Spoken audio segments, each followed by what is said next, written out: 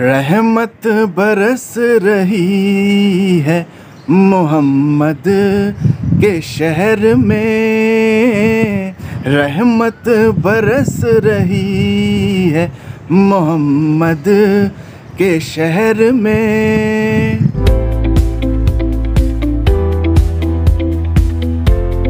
औज़ुबिल्लाहि मिनश्शैतानिर्रजीम, बिस्मिल्लाहिर्रहमानिर्रहीम। अस्सलामु अलैकुम ख़वातीन व हज़रात, कैसे हैं आप सब? उम्मीद करता हूँ आप तमाम लोग खैरियत से होंगे। मैं भी अल्हम्दुलिल्लाह बिल्कुल खैरियत से हूँ। अगस्त के महीने में हम लोग दाखिल हो चुके हैं और अगस्त का महीना पाकिस्तानियों के लिए बड़ी अहमियत का हामिल है, क्योंकि अगस्त के महीने में ही हमें मुमलिकत खुदादाद पाकिस्तान नसीब हुआ था। एक आज़ाद रियासत हमें नसीब हुई थी जिसमें हम अपनी मर्ज़ी से अपने तौर तरीक़ों से ज़िंदगी गुजार सकते हैं, अपने इस्लामी क़वानीन के मुताबिक ज़िंदगी गुजार सकते हैं, घूम सकते हैं, फिर सकते हैं। और अल्लाह ताला की एक बहुत बड़ी नेमत हमें मिली 14 अगस्त 1947 को पाकिस्तान की सूरत में, और हमारे बुजुर्गों ने लाजवाल कुर्बानियों की दास्तानें रकम करी और हमें ये अजीम मुल्क नसीब हुआ। तो दोस्तों आज 2 अगस्त है, जुम्मे का दिन है। मैं जस्ट अभी भी नमाज़ पढ़ के आया हूँ और कराची में भाई GTA वाइस सिटी जैसे हम जो गेम खेलते थे, जैसे उसमें चीट लगाते थे हम, the pleasant weather, the lovely weather, तो वो चीट जो है वो कराची में कुदरत की तरफ से लगी हुई है। और अल्लाह पाक की हम कितनी नेमतों का शुक्र अदा करें। हर नेमत पे उसका शुक्र अदा करना चाहिए कि उसने हमारे आज़ा सलामत रखे, हमारा जिस्म सलामत, हमारे हाथ सलामत है, हमारे पाँव सलामत हैं, हमारी ज़बान सलामत है। वो हमें अच्छे से अच्छा खिला रहा है, पहना रहा है और हम अपनी ज़िंदगी गुजार रहे हैं। तो हमें चाहिए कि हम अल्लाह ताला की नेमतों को जितना शुक्र अदा करें वो कम है, और अल्लाह ताला से अपने गुनाहों की माफ़ी मांगते रहें। तो मैं मौसम की बात कर रहा था, तो मौसम बड़ा ज़बरदस्त हुआ है कराची का। बारिश जो है वो हो रही है। लाहौर में तो बड़ी धुआंधार बारिश हुई है और लाहौरी जो है वो परेशान हो गए बारिश से। इतनी बारिश हो गई है, टीवी में आप लोगों ने भी देखा हुआ है कि आधे इंसान डूबे में, पूरी आधी गाड़ियाँ डूबी हुई हैं। इतना जो है वो बारिश हुई है और 44 साल का रिकॉर्ड टूट गया है लाहौर के अंदर। वो अल्लाह पाक रहम करे।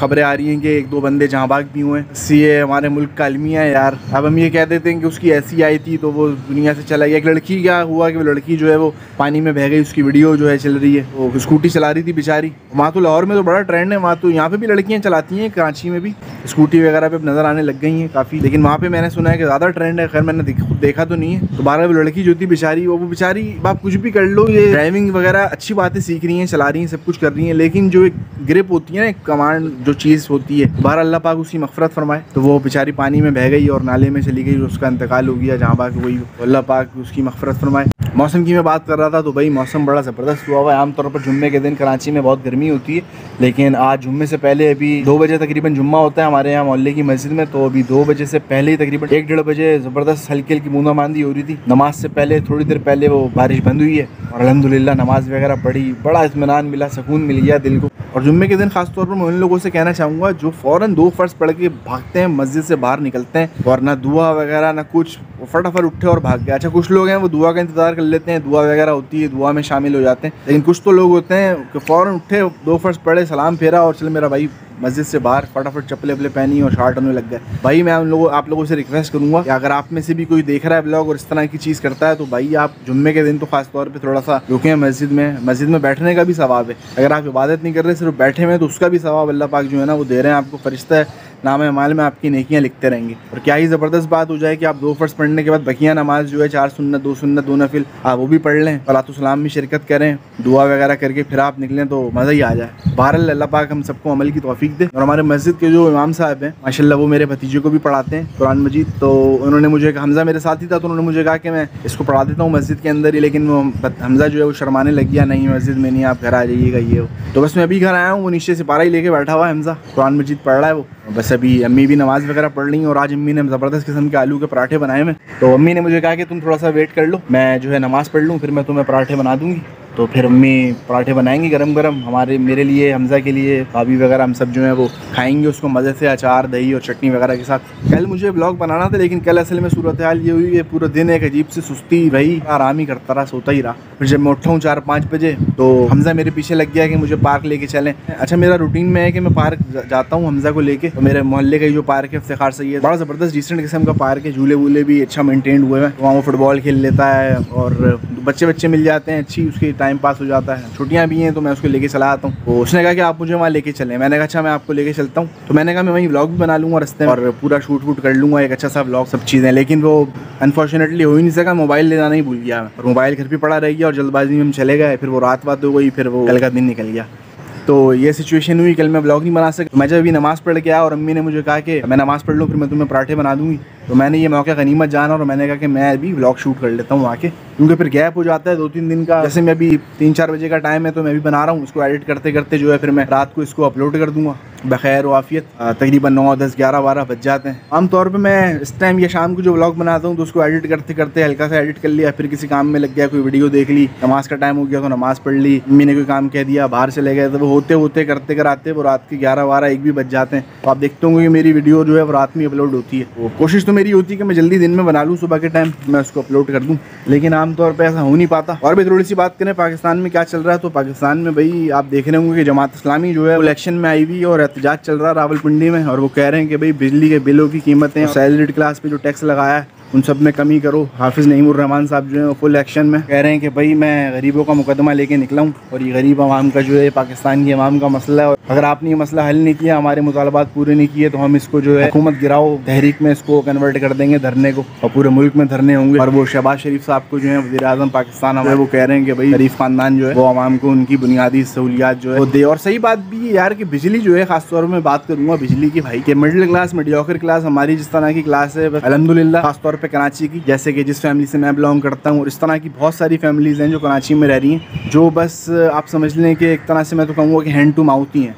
मतलब वो घर में 1 या 2 कमाने वाले जो हैं या जो भी उनके सोर्स ऑफ इनकम है, हालात ऐसे हो गए हैं कि वो बिजली, गैस और घर की यूटिलिटीज़, ग्रॉसरी वगैरह ये सारी चीज़ें उसमें करने में ही जो है ना उनकी वो चीज़ें पूरी हो गई हैं, और सेविंग्स जो है ना ख़ास तौर पे वो ख़त्म हो गई हैं। हर बंदा आपको यही शिकवा करता हुआ मिलेगा कि सेविंग्स करना जो है ना बड़ा मुश्किल हो गया है। तो अक्सर लोग जो हैं वो इस तरह बाहर जाने की भी फोकियत दे रहे हैं कि मुल्क से बाहर चले आएँ, वहाँ से कुछ अर्निंग करके 4-5 साल लगा के अपने बच्चों के लिए कोई अच्छा फ्यूचर बिल्ड कर लें। कारोबारी तबका जो है मुल्क का वो अलग टैक्स पर हो रहा है कि भाई टैक्स वगैरह लगे हुए हैं। और भी मैं सुबह की न्यूज़ देख रहा था कि स्टेशनरी पे यार बच्चों की चीज़ें जो है पेंसिल, रबर, शार्पनर, स्केल, किताबें वगैरह, उस पर इतना टैक्स लगा दिया यार। वही से प्रोग्राम आता है सुबह बाखबर सवेरा, उसमें वो देखा मैंने कि इतना टैक्स आपने 18% या पता नहीं 15% टैक्स लगा दिया अपने पेंसिल, रबर, शार्पनर, स्केल पे। और 15-20 रुपये वाली पेंसिल जो है वो 30-35 रुपये की हो गई है। जैसे मेरा भतीजा है तो उसको अम्मी कह रही है कि भाई ये पेंसिल वगैरह एहतियात से इस्तेमाल करना और तोड़ना नहीं। बच्चों करते हैं, तोड़ देते हैं पेंसिल या शॉप करते हैं उसको ज़्यादा, जो भी है। तो मैं बात कर रहा था कि जमात इस्लामी के एहतजाज की, तो बात कहीं से कहीं चलेगी। ताजर तबका जो है वो भी परेशान है टैक्स की वजह से। सैलरीड क्लास जो है उससे इतना टैक्स ले रहे हो आप, और अब जो उनकी सैलरीज आएंगी उसमें उनको पता चलेगा कि क्या टैक्स उनका ज़्यादा कटा है और क्या उनको कटा की सैलरी मिलेगी।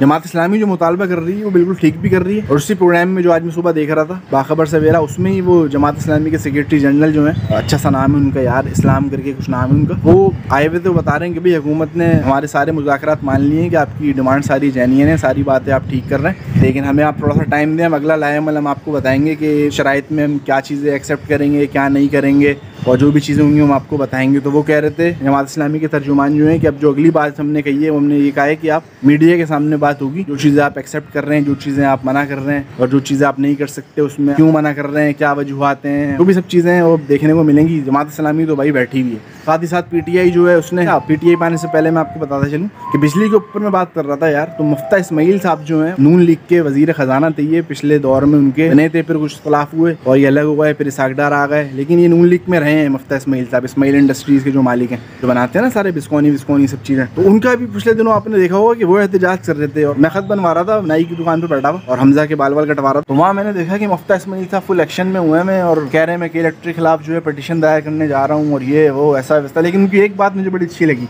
एक बात उन्होंने बड़ी नोटेबल करी जो मुझे क्लिक हुई। उन्होंने ये बोला मुफ्ता इस्माइल ने, आप लोग पाकिस्तानी हैं, लोग कह रहे हैं हम पाकिस्तानी हैं, आपको बिजली फ्री मिल रही है किसी को? उन्होंने कहा नहीं मिल रही।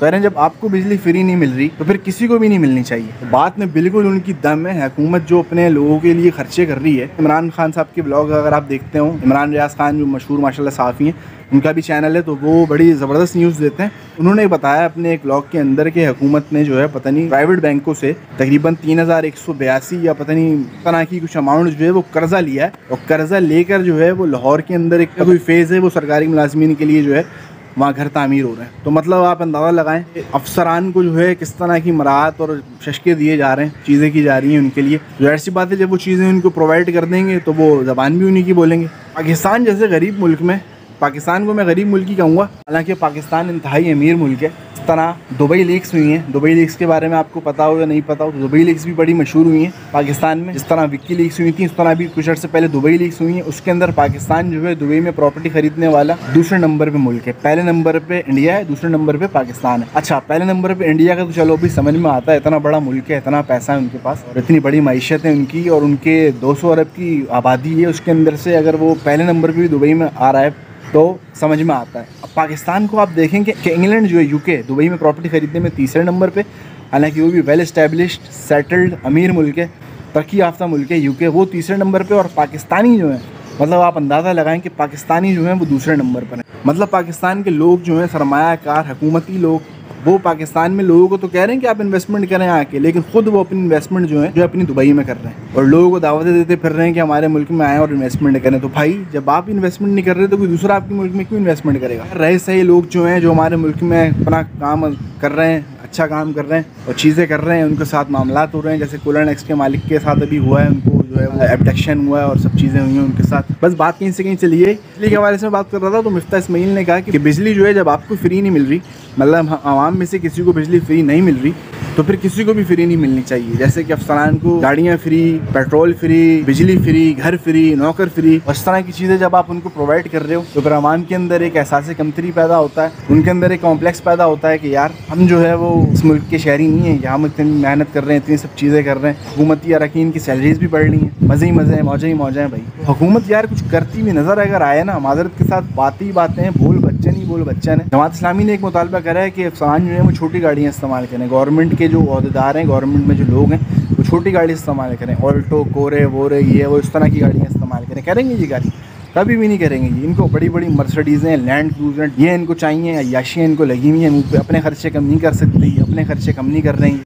अब मैंने खुद यूके का जो प्राइम मिनिस्टर था ना, बोरिस जॉनसन, इस तरह का नाम, साइकिल पे आ रहा है यार। अब आप अंदाज़ा लगाओ, वो साइकिल चलाता हुआ आ रहा है। चाइना का प्राइम मिनिस्टर, ये पता नहीं कौन, वो साइकिल चला रहे हैं, कनाडा वाले चला रहे हैं, और हम गरीब मुल्क हैं, हम इतने बड़े बड़े प्रोटोकॉल में। भैया आप किसको दिखा रहे हो? गरीब आवाम तो वैसी चक्की में, गरीब गुरबत की चक्की में पिस रही है, उसको आप भी चस्के भी दिखा रहे हो और उसको कॉम्प्लेक्स में डाल रहे हो। वो अल्हम्दुलिल्लाह पाकिस्तानी अवाम, मैं तो कहूँगा कि इस तरह की अवाम जो है ना, पूरे दुनिया में आप उठा के देख लें, कहीं नहीं मिलेगी आपको इस तरह की अवाम जो इतना सपोर्ट अपनी गवर्नमेंट को कर रही है, अपने लोगों को कर रही है। हर तरह से आप जो कह देते हो, अच्छा भाई ठीक है, बिजली महंगी, गैस, पेट्रोल, कोई भी चीज़ आप उठा के देख लो, खुद मारी भी है आवाम की, लेकिन आवाम जो है वो कोऑपरेट कर रही है। एक रोटी कम खा रही है, एक रोटी जो है वो टैक्स में दे रही है। तो बस ये हालात आपके सामने है। अभी ये जमात इस्लामी पहुंची हुई है वहाँ। तहरीक इंसाफ की बात कर रहा था, तहरीक इंसाफ कह रही है कि हम जो है अब सारी अपोजिशन जमातों को मुतहर्रिक करेंगे और एक स्टैंड लेंगे, धरना करेंगे, ये वो। हुकूमती अरकान जो है वो कह रहे हैं कि हमें इससे कोई फ़र्क नहीं पड़ता, कोई चीज़ नहीं है, PTI जो करना चाहती है कर ले। और 5 अगस्त को जो है PTI ने जो है सबाबी में जलसे वगैरह का ऐलान किया है कि 5 अगस्त को हम जलसा करेंगे। कैसे भी हालात तो मुल्क के, तो हम तो पाकिस्तान में ही हमारा जीना है, मरना है, और हम मुहिब वतन पाकिस्तानी है, जीवे पाकिस्तान। और ये तो हो गई पाकिस्तान की बातें। पाकिस्तान की बातों में ही मैं एक और बात ऐड करूँगा कि बुशरा अंसारी साहिबा जो है, साहिबा ने कहा है कि पाकिस्तानी इस बार 14 अगस्त पे पाकिस्तान का झंडा खरीदने के बजाय वो पौधे खरीदें और पौधे खरीद के लगाएं। तो उन्होंने बहुत अच्छी बात करी है कि हरियाली वगैरह नहीं है शहर में, ख़ासतौर पे कराची में, तो कराची के लोग जो हैं वो पौधे भी ख़रीदें, हरियाली भी करें, लेकिन साथ साथ झंडे भी ख़रीदो यार। सब्ज़ परचम हमारा इतना खूबसूरत है, लहराता हुआ झंडा जो है, हमें लहराता हुआ झंडा हमारा हमेशा ऊंचा रहे, सर बुलंद रहे, वो भी आप ख़रीदें, लगाएं। मैं भी इंशाल्लाह इस पे जो है वो झंडा रखा हुआ है, और इसको ये जो आप सरिया देख रहे हैं इस पे आगे वाले पे, तो मैं इन दोनों में से किसी पे जो है इंशाल्लाह पाकिस्तान का झंडा जो रखा हुआ है वो मैं लगा दूंगा निकाल के, और जब लगा दूंगा तो फिर मैं आपको दिखाऊंगा भी इंशाल्लाह। बुशरा अंसारी जो कह रही हैं वो अपनी जगह बिल्कुल ठीक कह रही हैं कि पौधे भी लगाएं, आप पौधे जो हैं वो ख़रीदें, लगाएं 15 अगस्त पे, और साथ ही साथ आप पाकिस्तान के झंडे भी ज़रूर ख़रीदिएगा यार। बैनुल अक़वामी थोड़ी सी बात कर लेते हैं, वो इस्माइल हनिया साहब की शहादत के बारे में। इसराइल ने बुज़दिलाना कार्रवाई करी इस्माइल हनिया साहब के ख़िलाफ़, और ईरान के नए सदर जो हल्फ बरादरी की तकरीब हो रही थी उसमें उनको इन्वाइट किया था और वो वहाँ गए थे। वहाँ बदकिस्मती से उनको जो है वो निशाना बना लिया गया और वो शहादत के आला मरतबे पर फाइज हुए। फ़लस्तीनी अवाम के लिए, उम्मत मुस्लिमा के लिए, बैतुल मुक़द्दस की आज़ादी के लिए उनकी जो खिदमात हैं वो सुनहरी हरूफ से लिखी जाएंगी इंशाअल्लाह। और उन्होंने जो मेहनत की है, उनकी शहादत से पहले वो अपने ख़ानदान के तकरीबन 60 लोग शहादत के दर्जे पर फाइज हो चुके थे, उनके 3 बेटे, उनकी पोतियाँ,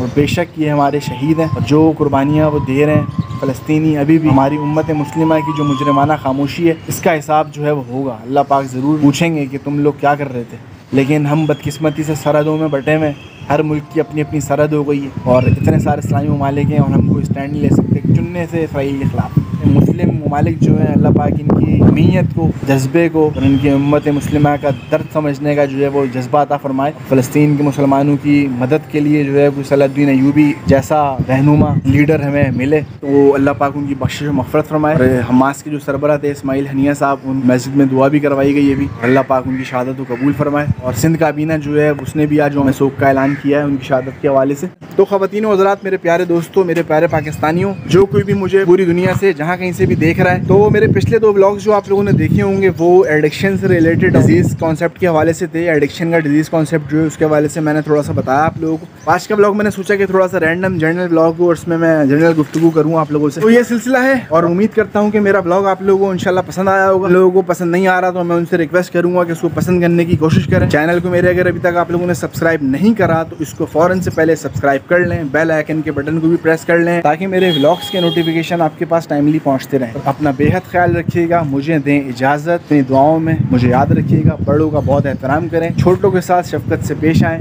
इंशाल्लाह मैं आपसे किसी नेक्स्ट व्लॉग में मिलता हूँ नई बातों के साथ इंशाल्लाह। अल्लाह ने के बाद।